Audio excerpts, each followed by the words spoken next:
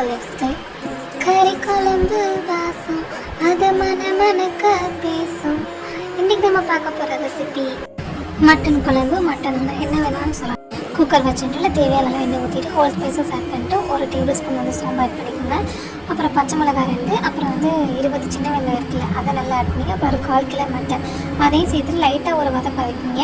அதுக்கப்புறம் வந்து 2 தக்காளி அதை வந்து ஆட் பண்ணிக்கோங்க. ஆட் பண்ணிவிட்டு மிளகாத்தூள், இஞ்சி பூண்டு, உப்பு சேர்த்து அதையும் வந்து ஒரு ஃபியூ மினிட்ஸ் மட்டும் இதெல்லாம் மிக்ஸ் பண்ணுங்கள். ரொம்ப வந்து மிக்ஸ் பண்ண அவசியம் இல்லை.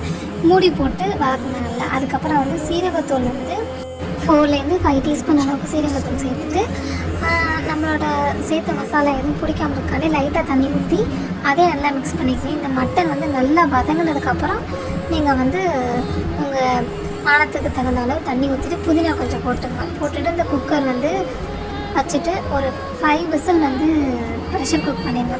5 விசிலுக்கு அப்புறம் நம்மளோட மட்டன் வந்து நல்லாவே வெந்திருக்கும். ஸோ வெந்ததுக்கப்புறம் நம்ம என்ன பண்ணுறீங்கன்னா இதில் வந்து வேறு ஏதாவது வெஜிடபிள்ஸ் சேர்க்கறதாங்க நீங்கள் தாராளமாக சேர்க்கலாம்.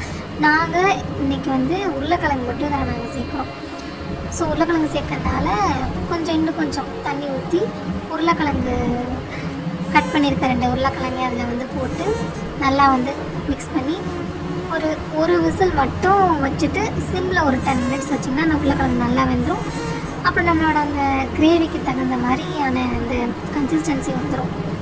ஸோ இதான் நம்மளோட வந்து மட்டன் ஆனம் இல்லைனா குழம்பு எப்படி என்னன்னு சொல்லலாம். நாங்கள் வந்து மட்டன் ஆனம் அப்படின்னு தான் சொல்லுவோம்.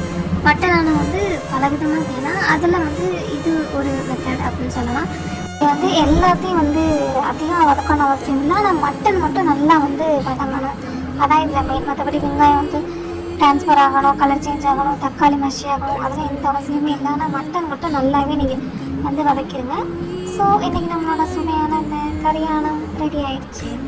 வீட்டில் கண்டிப்பாக ட்ரை பண்ணி பார்த்துட்டு எப்படி இருக்குன்னு சொல்லிட்டு கமெண்ட் பண்ணுங்கள். நெக்ஸ்ட் வீடியோவில் பார்க்கலாம். Under than by from Yashu. Bye bye, take care. It's a beautiful